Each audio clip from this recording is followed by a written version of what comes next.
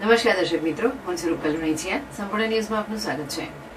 દિયોદર તાલુકાના કોટડા ખાતે public works department એટલે કે પીડબ્લ્યુડી દ્વારા નિર્મિત નવા વિશ્રામગૃહનું લોકાર્પણ દિયોદરના ધારાસભ્ય તથા ગુજરાત સરકારના પૂર્વ મંત્રી કેશાજી ચૌહાણના હસ્તે કરવામાં આવ્યું હતું. કાર્યક્રમ દરમિયાન વિશ્રામગૃહના પરિસરમાં મહાનુભાવો અને અધિકારીઓએ વૃક્ષારોપણ કરીને પર્યાવરણ સંરક્ષણનો સંદેશો આપ્યો હતો.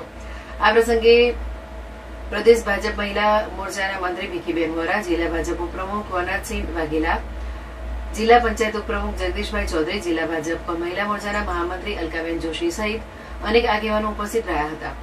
કાર્યક્રમમાં માર્કેટયાર્ડના પૂર્વ ચેરમેન ઈશ્વરભાઈ તરક, બનાસ બેંકના ડિરેક્ટર આઈટી પટેલ, માર્કેટયાર્ડના વાઇસ ચેરમેન પરાગભાઈ જોશી, પૂર્વ સરપંચ કેપી માળી, ફોરણા ગામના સરપંચ નારણભાઈ ઠાકોર, મામલતદાર અભિષેક ગોહિલ તેમજ પીડબ્લ્યુડી વિભાગના અધિકારીઓ પણ હાજર રહ્યા હતા. તાલુકા અને જિલ્લાના આગેવાનો, વડીલો, યુવાનો, બહેનો અને મોટી સંખ્યામાં સ્થાનિક લોકોએ કાર્યક્રમમાં ઉપસ્થિત રહી નવા વિશ્રામગૃહના લોકાર્પણને આવકાર્યો હતો.